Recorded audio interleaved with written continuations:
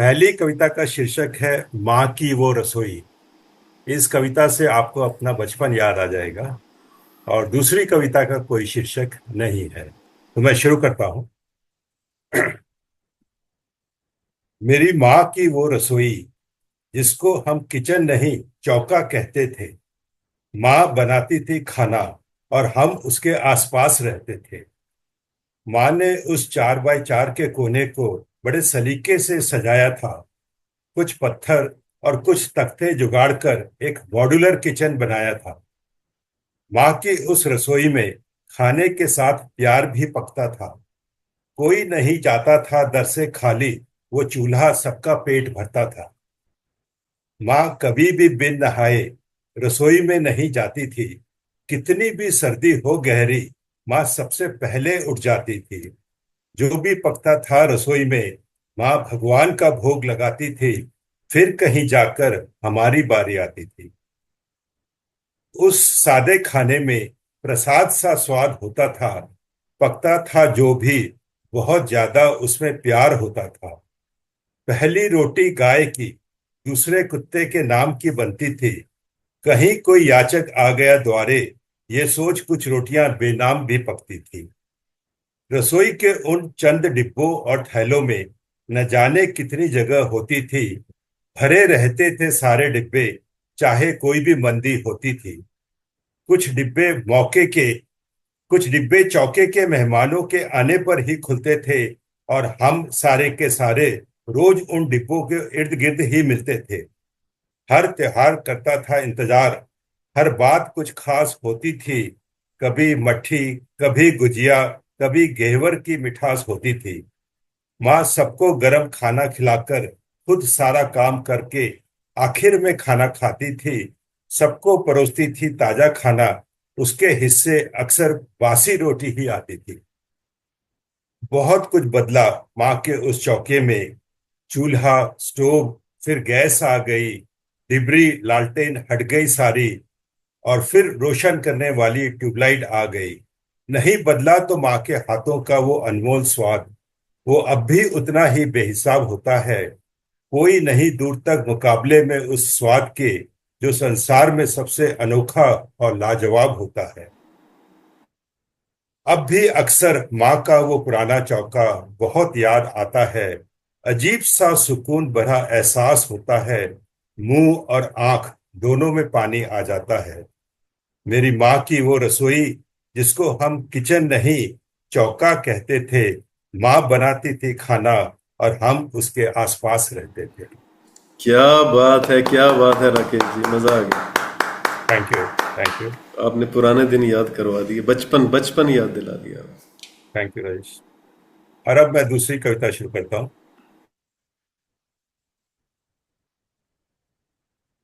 जो कह दिया वह शब्द थे, जो कह दिया वह शब्द थे, जो नहीं कह सके वो अनुभूति थी। और जो कहना है मगर कह नहीं सकते वह मर्यादा है। जिंदगी का क्या है, आकर नहाया और नहाकर चल दिए।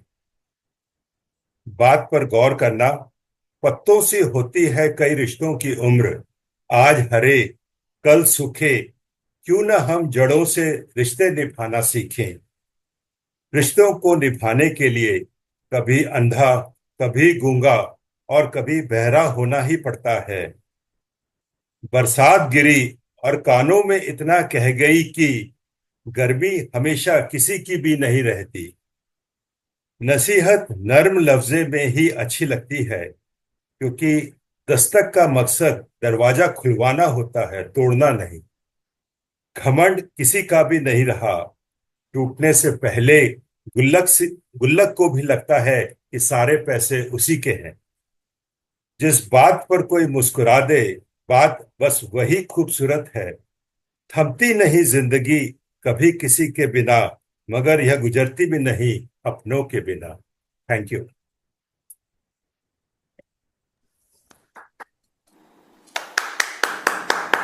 बहुत खूब राकेश जी। थैंक मतलब यू। दोनों कविताएं बहुत अच्छी थी। पहली कविता बहुत ज्यादा अपील करी मेरे को। थैंक मतलब you I Rajesh. Could remember, बचपन में हम लोगों की ऐसी किचन होती थी।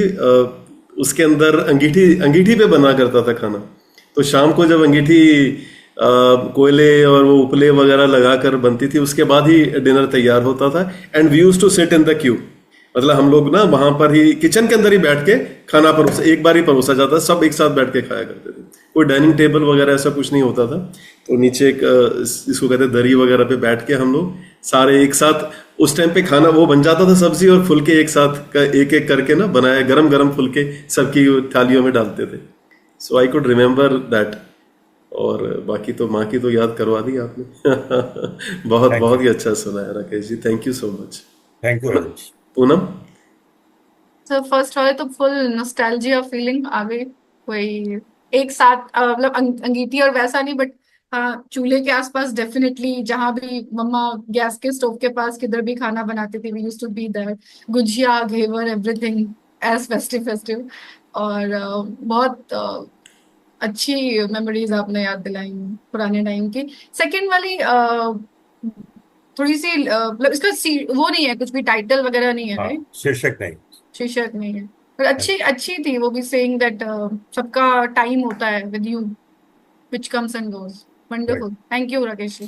Thank you Poonam. रजत। बहुत अच्छा लगा मुझे सर, दोनों पोएट्री आपकी, दोनों पोएम्स। पहली तो एज राजेश सर ने भी बोला और पूनम जी ने भी बोला, वही बचपन एक तरीके का, मतलब एक पिक्चर डिपिक्ट, एक मतलब एक एवरेज फैमिली को हम लोग देखते हैं तो एक यही पिक्चर आती है सबसे पहले कि हाँ भाई मम्मी जो मदर्स हैं मतलब रोटी बना रही हैं और बच्चे आसपास। और सर दूसरी पोएट्री की बात करूं तो वो आपको मैं सुन रहा था ना पोएट्री, तो साथ में जैसे आपने वो लाइन बोली ना कि सब आते हैं नहा के, मतलब चले कुछ आपने एक लाइन बोली थी उसमें, तो मुझे वो नहाकर गाना याद चले आ गया। जाते। हाँ जी, तो उसका वही मुझे गाना रिलेट कर रहा था, एक प्यार का नगमा है, जीवन का मतलब तो आना और हाँ जाना जी। है। तो अच्छा लगा सर, बहुत अच्छी लगी मुझे दोनों poetry. Thank you. Thank you Rajat. Okay, Ranjit. Yes, sir. Even I actually felt the first. I actually related to the first one a lot. And my mother has come to Dubai for like 1 month. So tomorrow she's planning to make her good old chicken biryani. So I just thought about that. Like, when I was young, she used to make this chicken. She now also makes it, but I'm excited about the chicken biryani tomorrow. So you just kind of spoke about the same thing, which is your mom's food. And it's just a wonder that how much of old they become, the food they make, the taste remains the same, or maybe it becomes better. So I think that's because of the love that they put in, and which never changes. So amazing. It was great to listen to that. Thank you, sir. Thank you Ranjit. Thank you. Okay, चरण्य।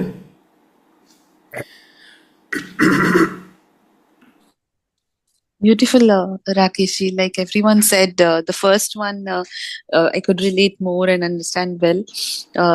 Like so much of nostalgia, and of course, like a mother is like always an emotion for all of us.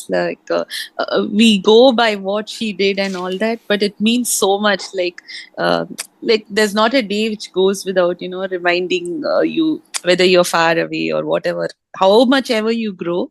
It's always a memory, and you become that same 3-year-old, 2-year-old child if you just when you remember. So that beautifully you expressed all the detailing.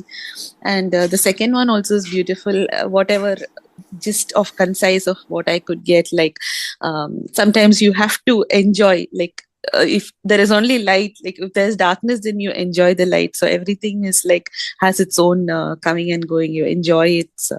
I mean, you have to accept it and kind of. So beautifully written. Thank you so much for the poetry, Rajesh. Thank you, Thank you, Rakesh Charan. ji. Thank you.